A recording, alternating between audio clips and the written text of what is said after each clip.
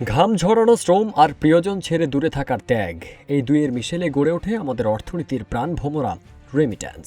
বছরের পর বছর ধরে প্রবাসীদের পাঠানো এই অর্থই বাংলাদেশের বৈদেশিক মুদ্রার রিজার্ভকে রেখেছে সচল। এবার অতীতের সকল রেকর্ড ভেঙে নতুন ইতিহাস গড়ল দেশের রেমিট্যান্স যোদ্ধারা।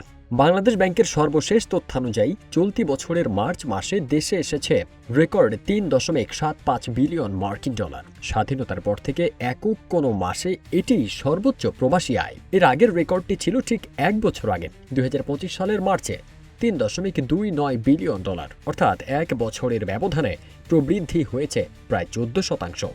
বিশ্লেষকরা বলছেন মূলত দুটি কারণ এখানে মূল ভূমিকা পালন করেছে। প্রথমত, রমজান ও ঈদ উল ফিতরকে সামনে রেখে প্রবাসীরা তাদের পরিবারের জন্য বাড়তি অর্থ পাঠিয়েছেন। দ্বিতীয়ত, বৈধ পথে টাকা পাঠাতে সরকারের ২.৫% নগদ প্রণোদনা প্রবাসীদের উৎসাহিত করেছে।